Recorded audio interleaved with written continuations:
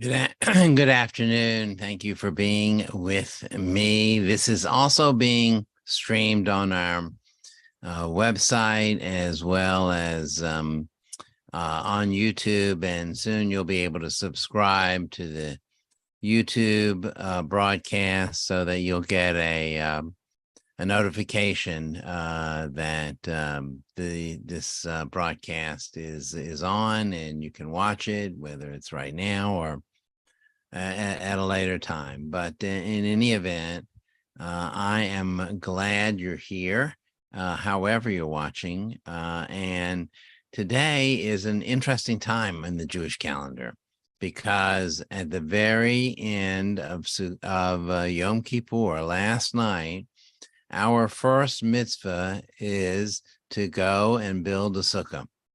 It is a tradition that right after the holiday ends, that we right away go to the sukkah and build a sukkah. So what is the connection between Yom Kippur and the sukkah? Why are they so close together? And why is this connection that we go right from one to the other?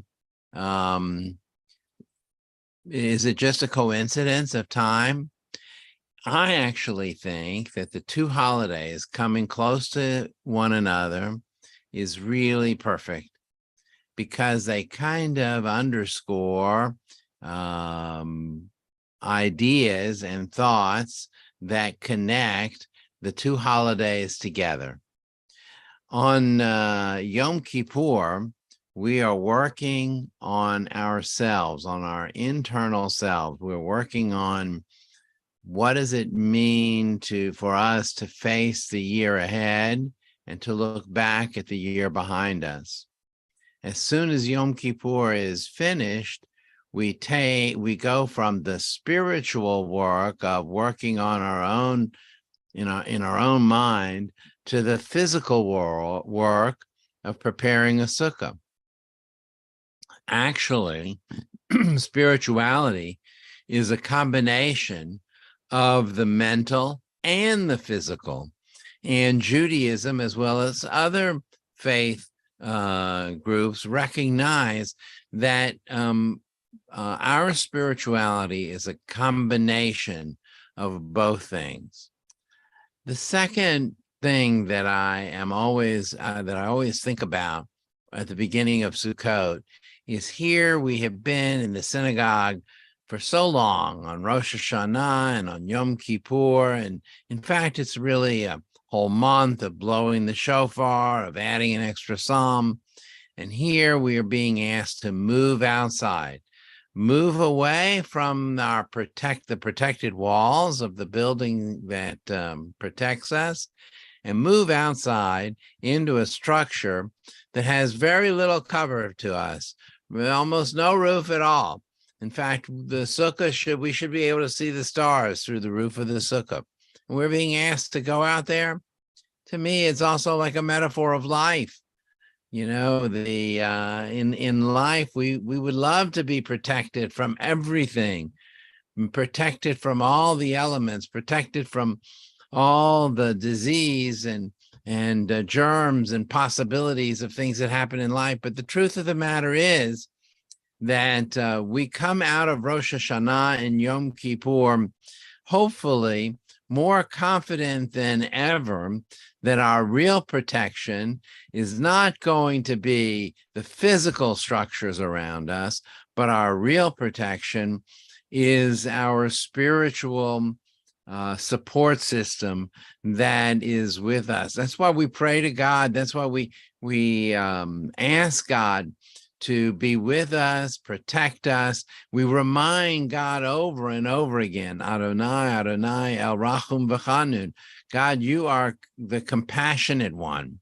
And because we want to remind God that we are really under God's protection. And the sukkah, with its flimsy roof, reminds us that even that we are always under God's protection. The holiday of Sukkot is also a holiday about beauty. And we are instructed to go out into the sukkah and to decorate it. And the truth of the matter is, we have to look for beauty in our own world. We have to look for an opportunity to live in a world that has beauty in it, because this can be an ugly place that we live in. The world has a lot of ugliness in it, but we work at making the sukkah into something special. We find decorations, we find pictures, we hang fruit, we hang ribbons.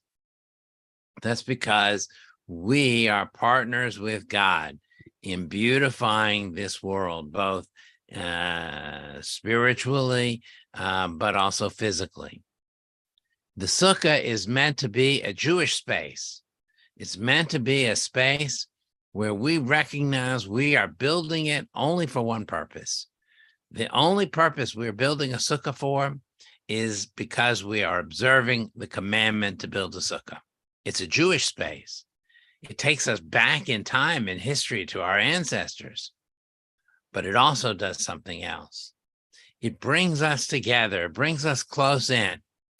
The very nature of a sukkah and the way the roof is constructed means that even the largest sukkah in the world is going to be somewhat constricted. And it's going to somewhat feel that we don't have the room that we always had. So we have to be close enough to one another. We have to interact with each other in a special way in that confined space.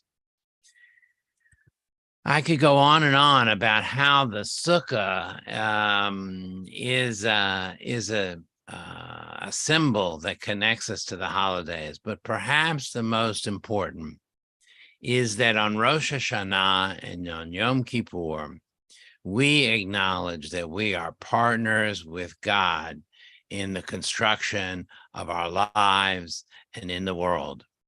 And here we actually go outside, build this flimsy structure, and then even more audaciously go inside of this flimsy structure, knowing that it is kind of shaky. And we say, we're partners with you, God. We're partners in the kind of world we live in and in how our year will be ahead. There are many more things we can talk about next week.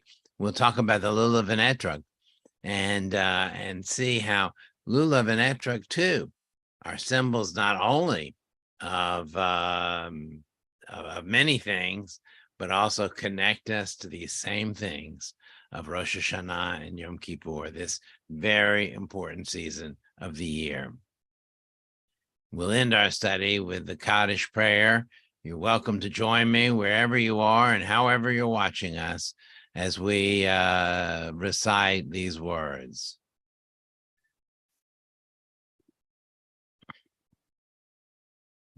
Yitkadal v'yitkadash shemei rabam v'yalma divra kivute v'yamlich machute v'chayechan v'yamechan v'chaye d'chol beit Yisrael v'agala v'zman kariv v'imru amen. Yeh shmei rabam v'varach le'olam le'amei amaya yitbarach v'yishtabach v'yitpoar v'yitramam v'yitnaseh Yidadar Vidale Vidalal Shemei Dikudisha Barichu Liela Minkol Berchata Vishirata Vishbechata Venechamata Damiran Bialma Vimru Amen Yehi Shlama Rabba Min Shemaya V'chaim Aleinu V'al Kol Yisrael Vimru Amen Oseh Shalom Bimramav Hu Ya'aseh Shalom Aleinu V'al Kol Yisrael Vimru Amen.